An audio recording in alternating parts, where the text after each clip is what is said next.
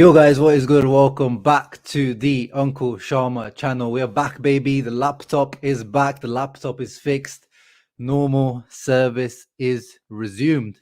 No more dodgy mobile streams. No more of that um, shaky mobile streams where I'm pressing on the screen and trying to scroll up the comments and trying to get comments on the screen. Now we're back to normal with the mic, nicer sound quality. So hopefully, everything's back to normal. And with Inter, obviously, good looking to go back to winning ways. We're here to preview today the Inter versus Empoli Serie A match, or Empoli versus Inter, I should say, away match at Empoli. But yeah, who's in the house, guys? Let me know quickly who's in the house so I can give you a quick shout out to the 7 or 8 people that are here right now. It's gonna be a quick one. The MacBook. No, I don't have a MacBook. I have it's a Dell XPS, so not quite a MacBook, but yeah, it's a good laptop still. But yeah, it's back. We're back, baby. We're back. Language Tools, thank you very much. Brand new channel member. I gave you a shout out on my community post. So thank you. And your first month's donation has been given to the Pupi Fondazione. Emiliano in the house as well. What's up, brother? Stay away from those dodgy websites. Oh no, man! It was not anything related to software. It was the whole. I had to get a whole new motherboard. I had to get a whole new screen. I don't know what happened to it. It's not even my laptop actually. It's my company. The company I work for is their laptop. And because it's such a good laptop, I didn't buy one for myself. So I rely on this for my work, and I rely on this for my personal uses and for this channel. So as soon as that laptop went down, the channel was down, I was down, the Netflix time was down, everything was down. But yeah, we're good, baby. We're good. Yeah, it is a really good laptop. I really recommend if you want to switch away from the MacBook Life. Dell XPS is very, very good high performance stuff. But yeah, guys, let's get into it for the match preview against Empoli. Yes, of course, we got that. The match against Juventus, we got to get over. It was a bit of a blow, wasn't it? I'm feeling actually a little bit more positive about that match 2 days later.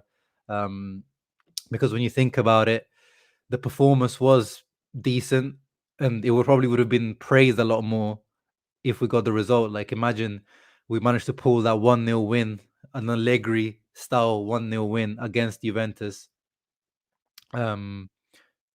Imagine the praise that Inzaghi would have got for the pragmatism to make sure, Inter were much more solid, all that kind of stuff. But one dodgy penalty and everything's down the drain. So now the whole outlook is, Inzaghi not being able to manage, maybe bad substitutions, this Inter not being solid enough, which is still quite true. This Inter doesn't give you that feeling that it's going to be able to keep that clean sheet or, keep Juve from scoring, even though we probably would have. And, Inzaghi said Juve wouldn't have scored without that penalty, which is true. It gave you that feeling that something was going to happen in there, and that penalty in the end did happen. And another stat I read today is that Inter are actually the second worst team in the whole Serie A for goals conceded whilst leading. So we've lost 9 points whilst being in the lead this season already, which is only worse. Is worse only by Hellas Verona, the only team that have done worse than that. They've lost 10 points from winning positions, and we've lost 9, I believe. Not good sign, and that's what we've been talking about from the start of the season. The team lacking a bit of balance, lacking a bit of defensive solidity. Whether that is tactical, whether it's just individual mistakes, whether it's a combination of all of those things, I think we'll have to. It's debatable, but there's definitely a combination of factors at the moment, mentality-wise as well.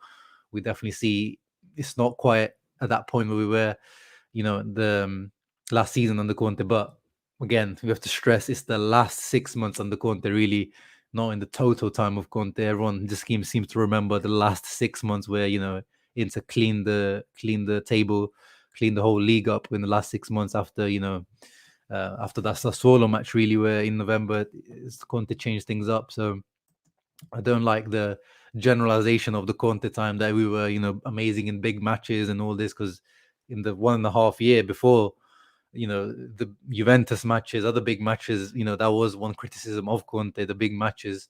So that's why I'm still waiting to see and give Inzaghi some time before I get onto his back and start criticizing him too much. Eduardo says if those last 20 minutes where we complicate ourselves and doubt the victory and end up giving control of the game to the opposition. Yeah, I mean that's what I was saying. So sometimes it's fine. Like last year we gave when we're solid, we did give the control of the possession to the other team. There's nothing wrong with doing that sometimes, but it's just that this Inter team doesn't seem to be comfortable in those situations. Whereas last season we were like, yeah, you give the other team the ball and we like can we put money down on Inter not conceding. Whereas we still need to I thought that those remnants would still be there from the Conte time, but it seems like they almost have to be recoached at the moment. There's those kind of moments of resilience in the last few minutes for sure. But yeah, as I said, like if we did get the 1-0 victory, everything would have been like, oh, okay, Inzaghi's he's able to get the result over the line. He's able to be more pragmatic. But then when you don't get the result, the analysis changes just because of the result. But I don't think the result should really change the whole analysis of how the game went. Inter controlled the first half, and then they controlled. Juventus didn't create anything in the second half, so we were still in control. Do you think Denzel will come good by the second half of the season? Will says, "Hey, man, that's a very nice talking point. To be honest, you guys know I had my reservations about Denzel Dumfries, brick freeze as we're calling them at the moment, because he is that brick touch, the dodgy moments that he's providing at the moment is not great. But as we said, even with Hakimi, man, the guy took a few weeks for sure. He had to get the Conte hairdryer treatment as well. A few games he was dropped for Darmian here and there. He gave that. I mean, the Dumfries hasn't done what Hakimi did in the Champions League, where he gave a pass straight to Benzema for the Real Madrid goal. That penalty, a super soft penalty, is harsh at the end. It was Dumfries' fault, but at the same time, it was very soft. You can't, I can't really shout at the guy too much. But he's the signs at the moment. He seems a little bit unsure, a little bit nervous, and that's the step up, guys. Going. That's what we always talk about when we talk about players, when we talk about the transfer market. We talk about any type of player. You guys suggest, you give me comments about we should buy this guy because he's doing really well for this smaller club. But the problem is when you sign for a club like Inter, it's more the mental side of things than to be able to step up. At the moment, Denzel seems to be struggling with kind of the pressure. He was good. He had one good game from the beginning, which was the Bologna one. He tore Aaron Hickey a new one. Amazing performance, assist. He could have got a goal. Inter played really well that match as well. And then apart from that, he's been a little bit up and down. He showed some good things, especially going forward. He's shown us that he could be really good going forward if he just gets his finishing and his touch kind of sorted out. But defensively is where he's concerning at the moment. But that's the part that we knew that we're going to have to give him time for. We're going to have to give time for the Serie A coaching. The school of coaching in the Serie A is going to take time. At least we give him at least till January, February. Until Inzaghi has some time, some one-to-one coaching time. The coaching staff has a one-to-one coaching time with him. He has time to learn. Maybe some Coppa Italia games as well. Just getting comfortable playing at the San Siro in front of a big crowd, playing away against harsh crowds. It's a different ball game. Eredivisie, as we said, everyone always talks about possibly signing players from Eredivisie, but it's a big step up. It's not one of the top leagues. It's for a reason. It's not even considered one of the top 6-7 leagues, to be honest. It's a big step up. So we have to give the guy time, guys. We have to give the guy time. And even though I wasn't a massive fan of him, but at 14 million, he was one of the best choices we could have made. And I'm not going to get on his back yet, even though I am calling him brick freeze and Dumfries and all that kind of stuff. Sport 231 in the house as well, saying leveling up with the picture quality. Yeah, I mean, I'm just going from the mobile phone now, just going back to the old picture quality. Good Old Black says Inter will come around. It's only the start of the season. The boys will adapt to the attacking ball and find balance. Yeah, I mean, it's not just about adapting to the attacking ball. It's about Inzaghi finding the balance, not just about the guys on the field. Because at the moment, it's we saw Inzaghi is able to bring the team a little bit back, the defensive line a little bit deeper, the midfield line a little bit deeper. But it's just that if we do that, we're not really able to hit on the counter-attack like we were last season. So it does make sense why we are a little bit more attacking, a little bit more exposed, because we can't have things both ways. So at the moment, we're still top scorers in the league, and probably that Bologna match tax is like helping us still being the top scorers there. But the defensive numbers are not looking good. Yeah, let me actually pull up the stats for this season, comparing it to last season as well. Let me see. So yeah, this is a good website if you guys want to ever compare Inter or any other team. Actually, there's a website that lets you compare the performance. So you scroll down here, you can see. So it's comparing us to the previous season. So compared to last season, we're at the exact same points at the moment. We're on the exact same number of points, 18. We've conceded one less goal than last season, and we've scored one more goal. So you could say that right now, if you compare it directly to last season, that we're doing 0.5% better or 0.1% better. But obviously these it can be a little bit misleading because we haven't played the exact same team. You should probably compare it to the teams that we've played head to head at the moment. And if you take that into account, Nima did the calculation. Actually, we're actually 4 points behind where we were last season. If we count, Sampdoria away, Juve at home, Lazio away, all that kind of stuff. So if you add up those matches that we played until now, we're actually -4 compared to last season. So some good signs and some bad signs. And then in terms of where we are in the league, look at this. This is the one that concerns me. The defense. Our defense can't be worse than Atalanta and Torino's guys. Because that's embarrassing. Sassuolo have the same amount of goals conceded as and Fiorentina, so this has to improve. And this is something that Inzaghi has to improve. I know it's fine trying to play attacking football, but at a bigger club, you have to ensure if you want to win Scudetto, you have to be in the top 3 at least. You've seen you don't necessarily have to have the best defense because Inter did have last year, but the previous year, Juventus actually were the second best defense and the second best attack. So you don't necessarily have to have the best in all categories to win the Scudetto, but you have to be at least, top 2, top 3 in both of those categories. I want to look at these at the moment too much because we've not played as many. We've only played 4 home games. Yeah, obviously 7-point gap at the top. That's what the gap that we need to make up for, and hope that the other teams start to drop some points as well. Tomorrow's match would have been perfect for Chala and Dumfries to start. Yeah, probably. Yeah, I think this is probably one of the matches where, a little bit less pressure. A team like Empoli is always is a team that that plays, a little bit more open. They're not one of the teams that kind of sit back and defend. So it would have been probably a good game for those two guys, getting some open space.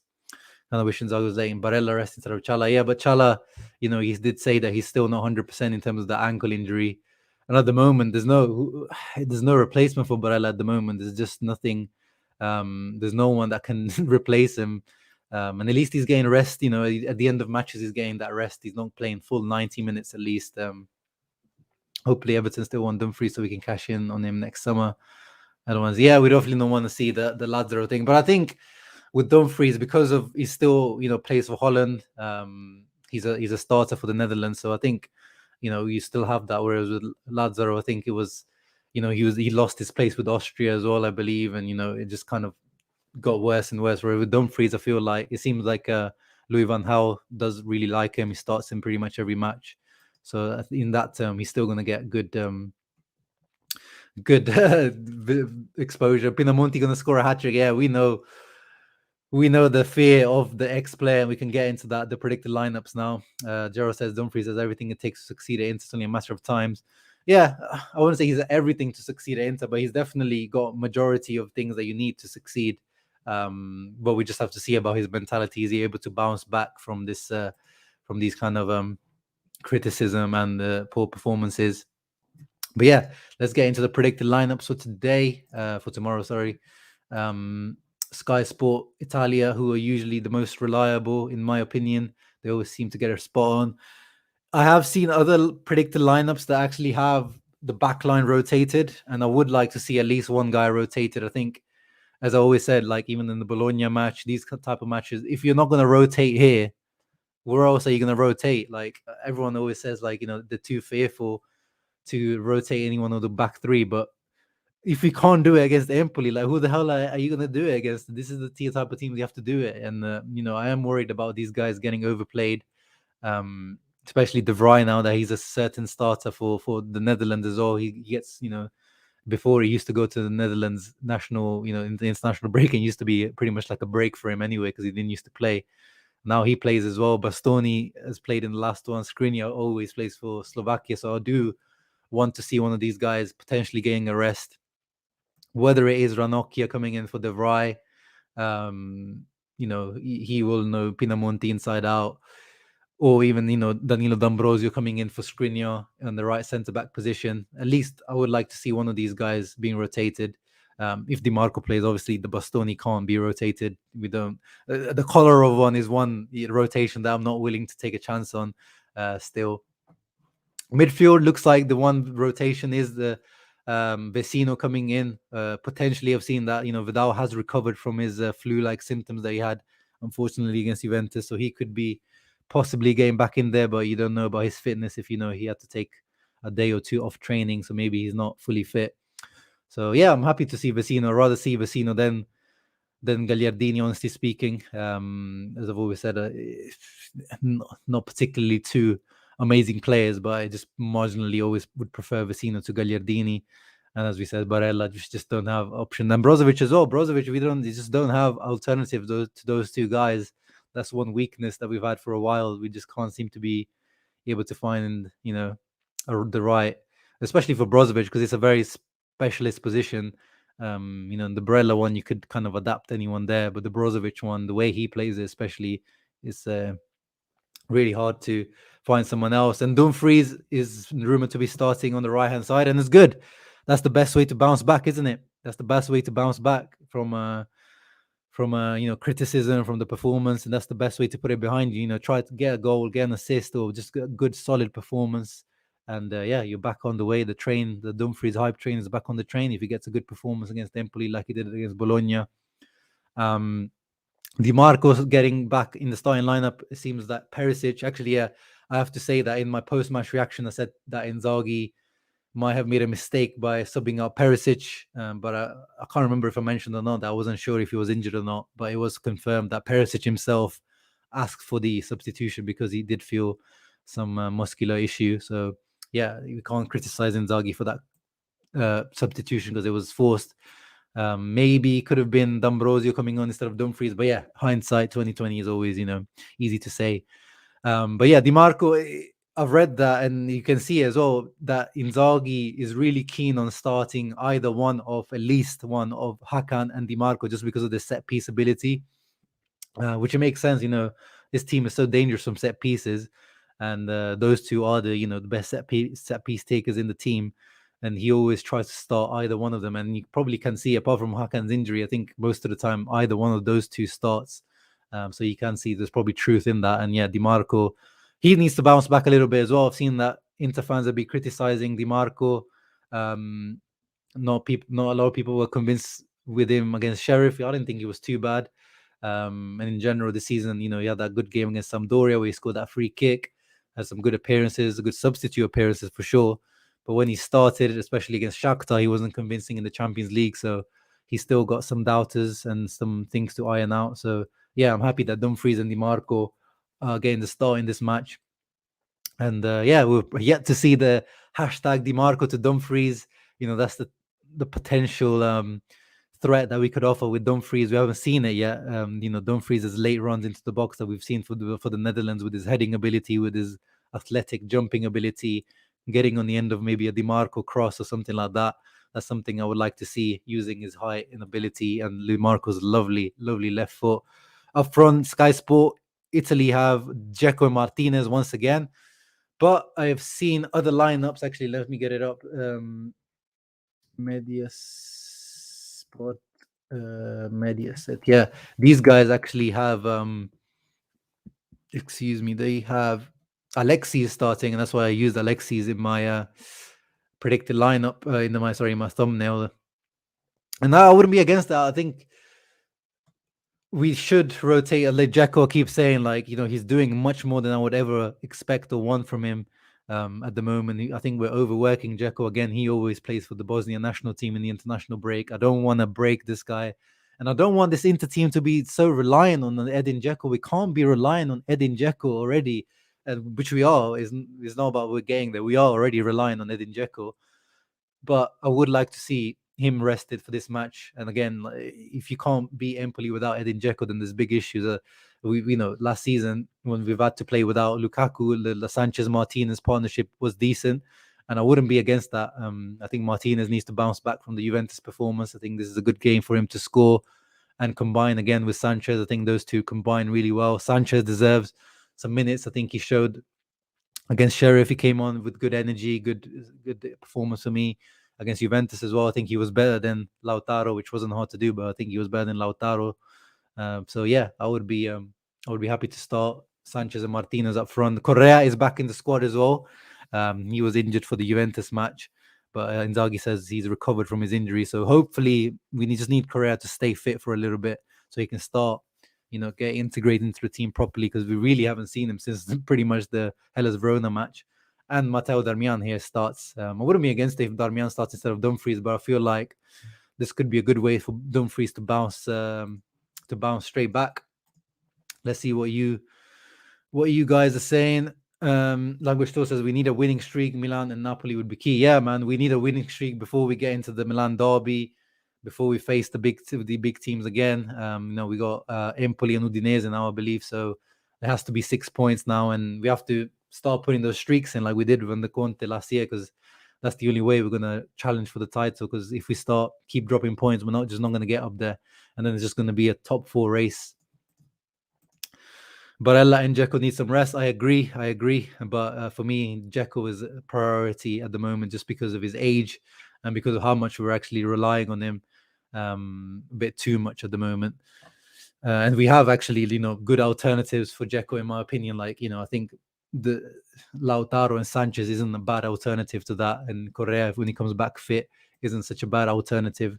Sanders says the only thing that makes him optimistic about Dumfries is that he was captain of PSV and the fans loved him so much. Yeah, no, we said, in terms of mentality, what we signed, he's a big personality. Sure, he's a good addition in terms of that. You don't become a captain by chance, but it's more the ability on the pitch at the moment that we're struggling with. If Tuku is fit, I'd start him. Nah, he's not ready at the moment to start. He's just been coming back from an injury. You don't want to get him injured again. Yeah, I agree. Dzeko needs a rest. Maybe swap Ranocchia with the right. Yeah, I agree. I would probably be tempted to start Ranocchia in this match. What about Chala Alberto? Swap rumors think it's going to happen. No, I don't think that's going to happen. The player prices at the moment are quite different. How Lotito will value, even though Luis Alberto wants to leave, they will value him very high, and the wages of Çalhanoğlu are very high. Lazio can afford the wages that we're paying to Milan goal already. Wow, these guys, man. It's painful to admit to, it's Interista channel and all that, but we do like to cover Serie A in an unbiased manner. And guys, Milan are the real deal. And they have to be, they're probably Scudetto favorites for me, probably even ahead of Napoli at the moment, because at some point Napoli will, if the AFCON goes ahead, I feel like their drop off will be a little bit higher than Milan's. But wow, these guys, they're the real deal. Mr. Allen Post says, more worried about for Correa than Dumfries. I have faith in him. Yeah, I mean, Correa, especially for the price tag, for the age, we have to get it right, really, isn't it? Because with Correa, no one's really going to be keen to buy him if this is the injury record is like this, if his goal scoring record is so bad. So yeah, I understand why you would be more worried about Correa more. Lautaro playing on the right. No, it's just sometimes these predicted lineups, they mess up the positioning of players sometimes, so don't look too much into that. But they do swap around a lot anyway. The strikers is not as it's definitely not as firm as it was on the Conte, where Lukaku was on the right because he had to cut in with the left foot. We see that Lautaro and Dzeko, when they play, they do swap around quite a lot. I think the only concrete replacement for Brozovic is putting Barella there. Yeah, we've seen that. These when sometimes Brozovic comes off, Barella is the one that goes in there, and it probably is the only real guy that plays that properly in terms of having the technical abilities to play that role, but also the physical tackling and running around ability. Gerald says Handra, Skriniar, Ranocchia coming in, Bastoni, Dumfries, Barella, Brozovic, Vecino, Di Marco, Alexis, Lautaro. Yeah, so pretty much the predicted lineup, apart from putting Ranocchia in there and Alexis. I like it. That's probably what I would go with. I agree. Sorry, I already seen that before. This will be the perfect match for Satriano to play as a sub. Yeah, I don't know, guys. I've told you guys about Satriano. We should have sent him out on loan. It clearly doesn't seem like Inzaghi trusts him yet. So, yeah, especially at the moment, the team has got a little bit of pressure on them. You don't want to put too much pressure on Satriano to perform as well. Not the ideal time. Sanchez always losing possession, tired of him. He hasn't hardly even played Future Hendricks. How can you get tired of him? The poor guy has barely played. He had to even make a Instagram post about not playing enough. But yeah, I want to see more of Correa, but Correa needs to get 100% fit. There's no point playing Correa when he's 70-80% fit, and then we say that he's not good enough until then he gets injured again or something, and then we start calling him a flop. I'd rather Inzaghi wait and until he's 100% fit, and then play him rather than try to risk him. Like Alexis, we need to build confidence because of 2021. Alexis is needed. Yeah, man. We saw last year, even though he's injury prone, his numbers, assists and goal creation numbers are very high for Alexis, even at this age. I don't want Luis Alberto. We're so keen on a center attacking mid Malinowski. Yeah, I mean, those rumors are now just becoming because Luis Alberto isn't starting for Lazio. But guys, it's like we forget the soothing issues, the money issues. We seem to have like a short memory on that. We're not buying Luis Alberto or definitely not Malinowski from Atalanta. We don't have the capacity for that. Okay. I don't think we need to change players every year. Everyone asking for Luis Alberto Malinowski, but Hakan should be judged only after the season. Yeah, I mean, I'm always a proponent of giving time. So I'm saying with Hakan, Dumfries, at least give him, at least maybe not a whole season to judge it, but at least you give him 6-7 months and then, see where it goes. But yeah, at least one season to judge a player properly. I think you're spot on. Moving on to the to finish off the Empoli lineup. Sky Sport Italy once again. They get the placement a little wrong. Pinamonti should be, up front, and Bayrami is actually the guy, the number 10, the Albanian international, plays in behind Cutrone and Pinamonti, which is like a bit of a, to kind of, well, maybe with Pinamonti is not as quiet, but Cutrone is definitely like a failed wonder kid. I mean, I never rated Cutrone. This guy has like very little of technical ability. He's a good poacher, but in modern football, there's no real place for someone like Cutrone. Pinamonti, he's showing some good numbers now. He scored 2 goals in the last match for them.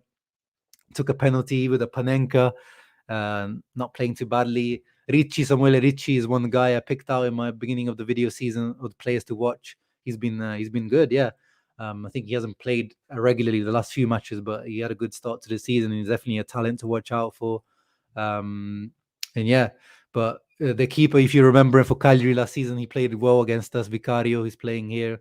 But yeah, apart from that, it's a decent team. They play good football, Empoli. In my original season prediction video, I had them going down, but then I watched them play, especially that Juventus match, and they are very, Andrea Azzoli is one of those fearless coaches. He likes his teams to attack. And they're playing some good football, and at the moment they're mid-table and they deserve to be, and I think they're going to stay up, Empoli. So it's definitely not a team to underestimate. Eduardo, with Sensi, I always say I'm not even willing to talk about Sensi properly until this guy gets some serious minutes under this guy. I always always jump on that hype train, but it's that train always falls off the edge very soon. So we have to this guy has to prove a lot to us this season in terms of if we're gonna jump on the hype train again. He has to stay fit. Anyone you think you can get a loan in January because money is tight? Yeah, loans are definitely possible. They're talking about possibly Van de Beek loan. Possibly Nandes on loan is. I read actually that Inter still eyeing Nahit Hernandez in terms of possible challenger for the right wing back spot, because Dumfries hasn't convinced yet. As it says here from Gazzetta dello Sport, Nahit Hernandez or Sampdoria's Bartosz Brzezinski, the Polish international. I'm not sold on him. I definitely don't want him. But yeah, Hernandez, because of his, we've talked about him in the summer. He could be that Barella backup as well, potentially. He could be, the right wing back as well. So he's a very versatile player. He wants out. Cagliari didn't let him leave. So he's still looking to leave the club for sure. So yeah, that's definitely one that could possibly happen on loan. And then yeah, quickly another news: the Super Cup, the Supercoppa Italiana, seems like it's not been 100% confirmed, but it looked like it will be played on the 5th of January, and it will be played at the Meazza Stadium, at the San Siro, which is interesting. So it will be almost like a home match for Inter. I saw Juve fans complaining, but they were involved in the meeting and the scheduling of this, so they agreed to the match being held there. Because holding it at the San Siro will provide more revenue for both clubs. The higher the stadium can hold more people in there and all that kind of stuff. So it made sense, but obviously Juve fans are going to complain, but whatever. So yeah, we'll see if it's 100% confirmed in the next coming days. And what did I forget about Eriksen, bro? Yeah, you just have to forget. I mean, I miss Eriksen as well for sure, but we just have to let the guy heal at the moment. Brian Paulson in the house. What's up, brother? He says, miss Conte's line of defensive soldiers in front of goal. How did the guys improve against Juve defensively? What is Inzaghi's there with Correa? He was so important. What is unique? I mean, yeah, we're waiting to find out with the Correa question. We're waiting to see, because Inzaghi wanted him really badly, and we talked about his inconsistency, Correa, his injury issues. He's 27. Is he going to improve? This is the time to do it now. But Inzaghi wanted him so badly, so there must be a reason. He was the one player that Inzaghi was twerking for, he was begging for. 31 million, our most expensive signing this summer, especially when we don't have money to spend. So we have to see. We have to see what his plan was. But we have to give Inzaghi some faith and Correa some time. But it does seem a little bit, I can see why the fans are not happy with the Correa signing right now. I had a dream last night that Fabrizio announced Inter will be signing Cavani in January. Hey, that wouldn't be too bad if he's unhappy in the Man United. The guy still got it for sure. Yeah, I don't want to discuss the Eriksen stuff, Ignacio. Yeah, we'll see what happens. But yeah, Van de Beek on loan, that's definitely a possibility. He changed agent as well, apparently today or the other day. So yeah, when you change an agent, you're probably getting to looking to get a move. I'm with selling Hakan and Dumfries by the end of the season. Come on, man. We're in October, guys. Come on, guys. We're in October. Let's not talk about Sensi for sure. But the problem with Sensi is who's actually going to buy the guy if he doesn't play, if he's never fit. Cagliari owes us a favor, but these guys never give these favors back. So one way relationship with these guys. Lazzari / Nandez and Chala depends on Eriksen's situation. Lazzari, maybe even Lazzari, because he's not looked like he's 100% starter at the moment for Lazio either. But again, the Lotito tax on that is going to be very difficult. I don't think he would let anyone leave in January like that. He predicted Venezia Salernitana expected to get relegated, but Cagliari might ruin it. Yeah, probably will, the way they're playing at the moment. What's up, Badr? Isn't Correa? No, Correa is an obligation to buy, as the guys are pointing out there. But yeah, guys, let's finish it on match predictions for Inter Empoli.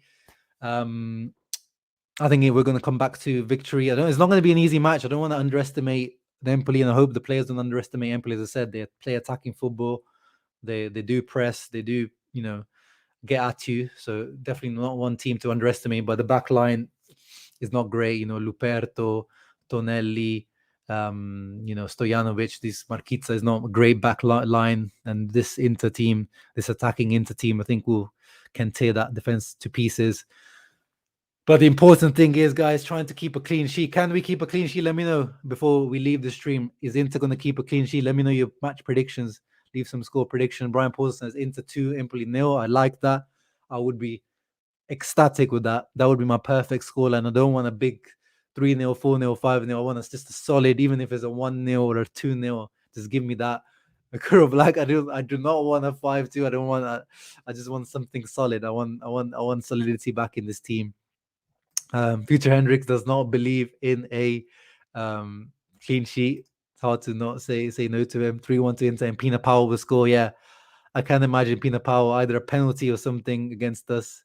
I can just see it written in the stars, and people making fun of me because I used to make fun of Pinamonti. Harry says 1-0. 2-1 flashbacks. Language Tour says Handa flops again. Wow. Yeah. We've got a lot of doubts, haven't we, with our back line and things. What am I going to go for? Samir will make sure to give Empoli a gift. Wow. No one is certain on Handanovic into 2-1. Nah, come on. Let's do it. Let's give it. I'm going to go 2-0. Clean sheet. 2-0. I'm going for what Brian said. 2-0 clean sheet. Maybe Lautaro to bounce back with a goal. Maybe one of the midfielders like Vecino, Barella, someone to score a goal. Or actually with DiMarco on the pitch, maybe one of the defenders as well. So I'm gonna go for a 2-0. Yeah, guys, thank you very much for joining me for this pre-match preview. And yeah, hope you guys enjoyed. Back to normal service with my laptop and everything. And yeah, keep a lookout for content coming on the channel. And Mohammed says 3-1. Badr says 3-1 as well. I like a 3-1 as well, but I just want to see the defense improving, honestly speaking. And yeah, Brian, I do see them. I saw good signs from this Inter defense in the last match. And the plays bad when our defense is good, and vice versa is true. It seems like both of them at the moment. There's no both of them lining up. The stars are not lining up for all of them. 3-0, Smiley says that would be nice as well. But yeah, guys, thank you for tuning in. Thank you for subscribing. And if you're new to the channel, make sure to subscribe. If you're here, 22 people right here now, make sure you leave a thumbs up. Helps with the algorithm and all that kind of good stuff. And yeah, guys, we'll see you tomorrow for the post-match reaction. Ciao ragazzi, Forza Inter.